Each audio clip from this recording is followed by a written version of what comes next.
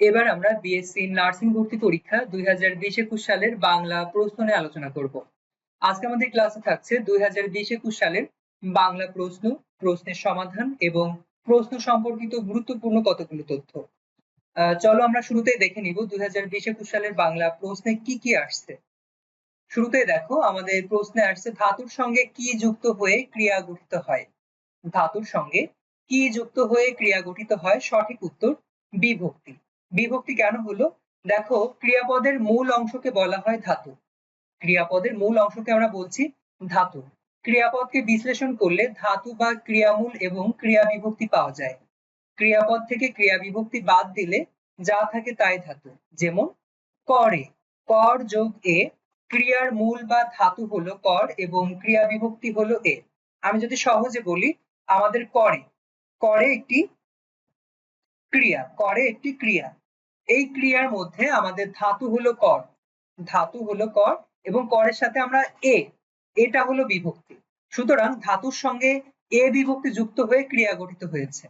ধাতুর সঙ্গে এ বিভক্তি হয়ে ক্রিয়া গঠিত হয়েছে। এ আমরা কিভাবে বুঝলাম বিভক্তি? কারণ আমরা জেনেছি যে বিভক্তি 7 প্রকার। 7 প্রকারের মধ্যে আমরা জানি যে সপ্তমী বিভক্তিতে আমরা পাই এ অন্তঃস্থ তে। সুতরাং করের সঙ্গে এ, এটা হলো বিভক্তি, এ যুক্ত হয়ে আমরা পেয়েছি ক্রিয়া। পরবর্তী প্রশ্ন দেখো, উদারের বিপরীতার্থক শব্দ কোনটি? উদারের বিপরীতার্থক শব্দ হলো সংকীর্ণ।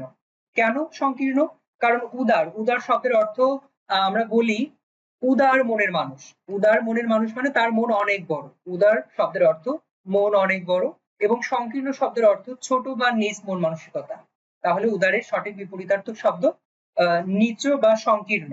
এবার এই প্রশ্ন সম্পর্কিত তথ্য হতে আমরা আরেকটু জেনে নিব। উদার শব্দের অর্থ, উদার শব্দের অর্থ বদান্য, দানশীল, মহৎ, করুণাপূর্ণ, অসংকীর্ণ। অপরদিকে সংকীর্ণ শব্দের অর্থ হলো অপ্রস্তুত, অনুদার। পরবর্তী প্রশ্ন দেখো, সমীর শব্দের অর্থ কি? সমীর শব্দের অর্থ হলো বাতাস। সমীর শব্দের অর্থ হলো বাতাস। এবার সমীর শব্দের কতগুলো সমার্থক শব্দ দেখো আমাদের নিচে দেওয়া আছে। হাওয়া, বায়ু, মলয়, অনিল, পবন, মরুত, বাদ, বহ্নিমিত্র, সমীরণ, নভোশ্বাস। এগুলো হলো সমীর বা বাতাস শব্দের সমার্থক শব্দ। পরবর্তী প্রশ্ন দেখো, তার ধন আছে কিন্তু বিদ্যা নেই, বাক্যটি কোন শ্রেণীর? তার ধন আছে কিন্তু বিদ্যা নেই, বাক্যটি কোন শ্রেণীর? সঠিক উত্তর যৌগিক। কেন হলো সঠিক উত্তর যৌগিক? কেননা আমরা ইন্টারমিডিয়েটে একাদশ দ্বাদশ শ্রেণীতে পড়েছি যে যৌগিক বাক্য গঠনের নিয়ম হলো বাক্যের মধ্যে কতগুলো অব্যয়সূচক পদ যদি বসে, বাক্যের মধ্যে কতগুলো অব্যয়সূচক পদ বসে যদি বাক্যকে সম্প্রসারিত বা প্রসারিত বা সংকুচিত করে, প্রসারিত বা সংকুচিত করে, তখন আমরা তাকে বলতেছি যৌগিক বাক্য।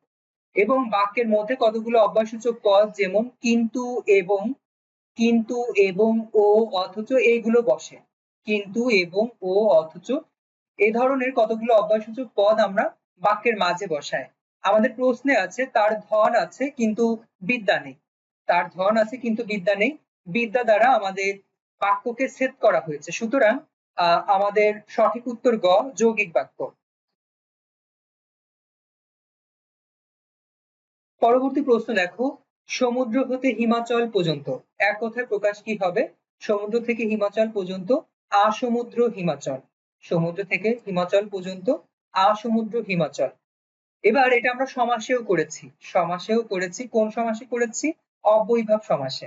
অব্যয়ীভাব সমাসে করেছি। তারপরেও আমরা নিচে এক কথায় প্রকাশে কতগুলো তথ্য আমরা জেনে নিব। যেমন অন্য গতি নেই যার অগত্যা। অন্য গতি নেই যার এক কথায় প্রকাশ কি হয়? অগত্যা। অনেক অভিজ্ঞতা আছে যার, তাকে আমরা বলি ভূয়দর্শী। অনেক অভিজ্ঞতা আছে যার, তাকে আমরা বলছি ভূয়দর্শী। তারপরে দেখো, অরণ্যের অগ্নিকাণ্ড। অরণ্যের অগ্নিকাণ্ডকে আমরা বলছি দাবানল বা দাবাগ্নি। অরণ্যের অগ্নিকাণ্ডকে বলছি দাবানল বা দাবাগ্নি। অতি কর্মনিপুণ ব্যক্তি কে আমরা বলছি ধুরন্ধর। অতি কর্মনিপুণ ব্যক্তিকে আমরা বলছি করিতকর্মা বা ধুরন্ধর। করিতকর্মা বা ধুরন্ধর। পরবর্তী প্রশ্ন দেখো, অরণ্যে রোদন বাগধারাটির অর্থ কি? অরণ্যে রোদন বাগধারাটির অর্থ হলো নিষ্ফল আরজি। নিষ্ফল আরজি। এবং কতগুলো বাগধারা দেখো নিচে দেওয়া আছে। ঘোড়ার ডিম, ঘোড়ার ডিম বাগধারার অর্থ হলো অবাস্তব বা কিছুই না। একাদশী বৃহস্পতি বাগধারার অর্থ সৌভাগ্যের বিষয়। আকাশ কুসুম অসম্ভব কল্পনা। ডুমুরের ফুল অদর্শনীয় বা অদৃশ্য বস্তু।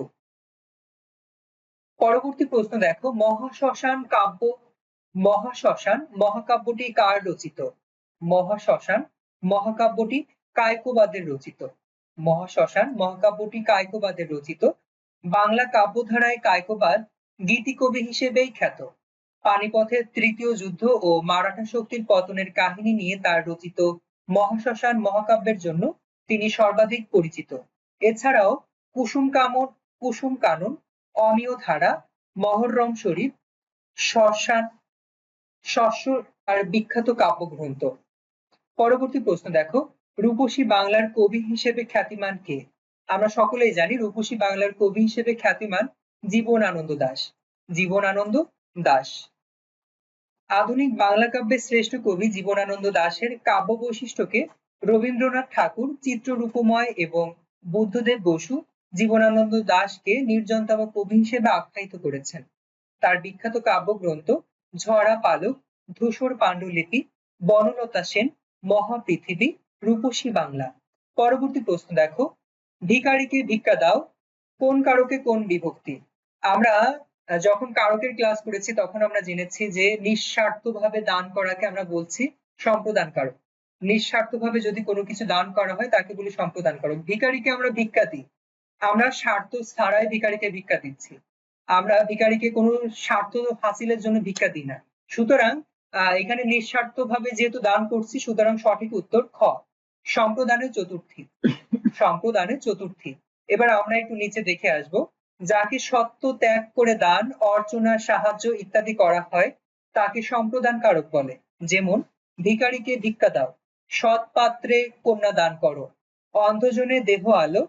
উল্লেখ্য সত্যত্যাগ করে না দিলে কর্মকারক হবে।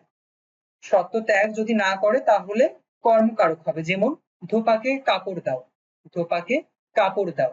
পরবর্তী প্রশ্ন দেখো, তৎসম শব্দের ব্যবহার কোন রীতিতে বেশি হয়? তৎসম শব্দের ব্যবহার কোন রীতিতে বেশি হয়? সঠিক উত্তর সাধু রীতি। আমরা তৎসম শব্দ বলতে কি বুঝি? আমরা তৎসম শব্দ যেটা সংস্কৃত শব্দ, সংস্কৃত শব্দকে আমরা তৎসম শব্দ বলি। আর এই তৎসম শব্দ আমরা যখন সাধু রীতিতে কোনো গল্প উপন্যাস পড়ি তখন আমরা দেখতে পাচ্ছি যে তার মধ্যে তৎসম শব্দের ব্যবহার অহরহ। নিচে দেখো, যেসব শব্দ সংস্কৃত ভাষা থেকে সোজাসুজি বাংলায় এসেছে এবং যাদের রূপ অপরিবর্তিত রয়েছে সেসব শব্দকে বলা হয় তৎসম শব্দ। যেমন চন্দ্র, সূর্য, নক্ষত্র, ভবন, ধর্ম, পাত্র, মনুষ্য। পরবর্তী প্রশ্ন দেখো, অবাক সূর্যোদয় কবিতাটি কার লেখা? অবাক সূর্যোদয় কবিতাটি কার লেখা? সঠিক উত্তর হাসান হাফিজুর রহমান। সঠিক উত্তর হাসান হাফিজুর রহমান। দেখো, হাসান হাফিজুর রহমান বাংলাদেশের সাহিত্য সাংস্কৃতিক আন্দোলনের অন্যতম পুরোধা ব্যক্তিত্ব। তার উল্লেখযোগ্য কাব্যগ্রন্থ বিমুখ প্রান্তর, আর্ত শব্দাবলী, অন্তিম স্বরের মতো, যখন উদ্যত সঙ্গীন, বজ্রের চেরা আধার আমার, শোকার্ত তরবারি। শোকার্ত তরবারি।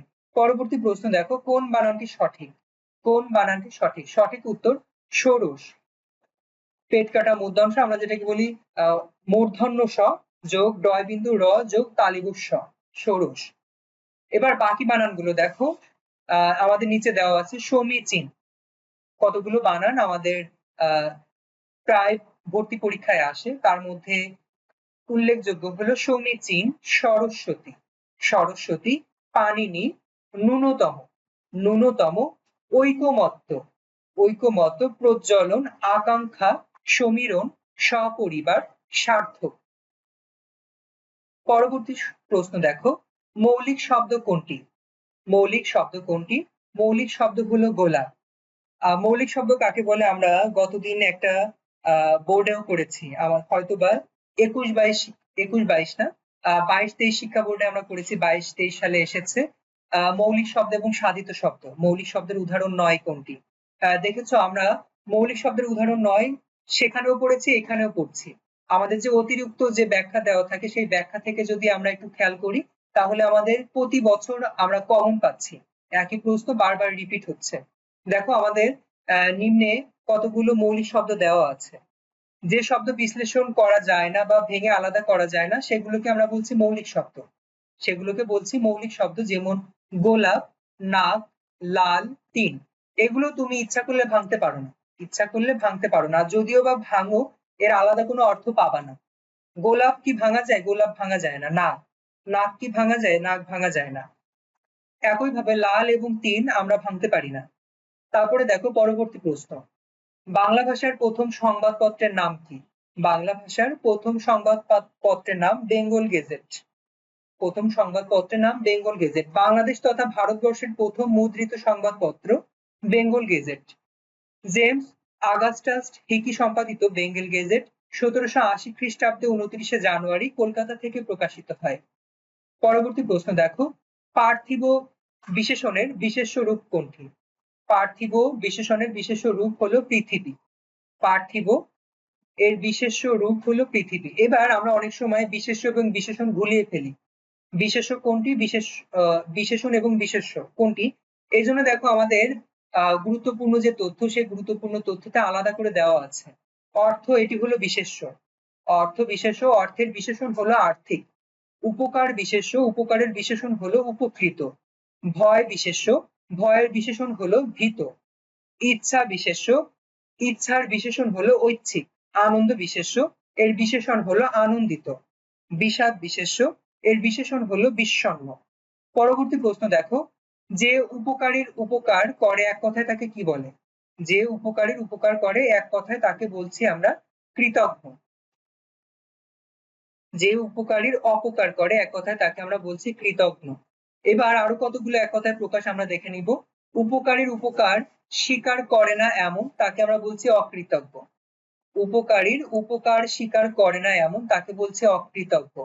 তারপর দেখো, উপকারীর উপকার স্বীকার করেছে তাকে আমরা বলছি কৃতজ্ঞ। তারপর দেখো, যার চিত্ত কৃতজ্ঞতায় ভরা, যার চিত্ত কৃতজ্ঞতায় ভরা তাকে আমরা বলছি কৃতজ্ঞ চিত্ত। অপরের উপকার করেছে এমন তাকে আমরা বলছি কৃতোপকার। অপরের উপকার করেছে এমন কৃতোপকার।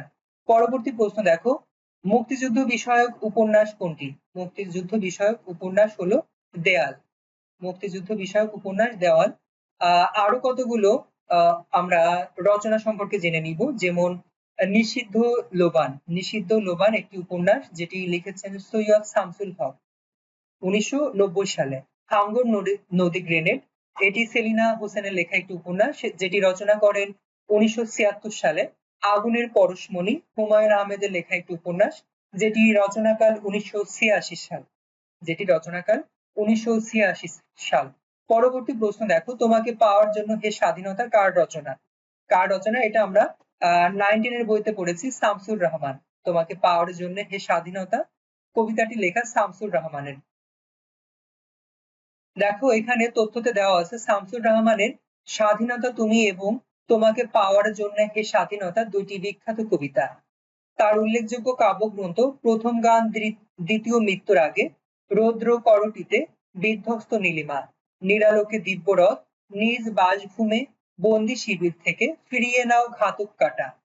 পরবর্তী প্রশ্ন দেখো, নামাজ শব্দটি কোন ভাষা থেকে এসেছে? নামাজ শব্দটি কোন ভাষা থেকে এসেছে? আমরা অনেকেই জানি নামাজ একটি ফার্সি শব্দ। নামাজ একটি ফার্সি শব্দ। কতগুলো ফার্সি শব্দ আমাদের দেখো নিচে দেওয়া আছে। খোদা, গুনাহ, বেহেশত, রোজা, দোজক, পয়গম্বর, ফেরেশতা, কারখানা, চশমা, দফতর, দোকান, আমদানি, জানোয়ার। এবার পরবর্তী প্রশ্ন দেখো, দিগন্ত। দিগন্ত শব্দের সন্ধি বিচ্ছেদ কোনটি? দিগন্ত শব্দের সঠিক সন্ধি বিচ্ছেদ দিক যোগ অন্ত। দিক যোগ অন্ত। এবার দিক যোগ অন্ত কেন হলো দেখো আমাদের নিচে অতিরিক্ত তথ্য দেওয়া আছে। বর্গ ক, ক, চ, ট, ত, প এগুলো আলাদাভাবে আমরা বর্গ বলি। এবার ক, চ, ট, ত, প এর পরে যদি স্বরধ্বনি থাকে তাহলে সেগুলো যথাক্রমে গ, জ, ড, দ, ব হয়। পরবর্তী স্বরধ্বনিটি পূর্ববর্তী ব্যঞ্জনধ্বনির সঙ্গে যুক্ত হয়। যেমন সুখ যোগ অন্ত, সুখ যোগ অন্ত যোগ সুবন্ত, সুখ যোগ অন্ত যোগ সুবন্ত। তারপরে দেখো নিচ যোগ অন্ত, নিজন্ত, নিচ যোগ অন্ত নিজন্ত, স্বর যোগ আনুন স্বরানুন, তদ যোগ অবধি তদ অবধি, তদ যোগ অবধি তদবধি। এই ছিল আমাদের আজকের প্রশ্ন সলভের ক্লাস। এতক্ষণ সঙ্গে থাকার জন্য সকলকে আবারও ধন্যবাদ।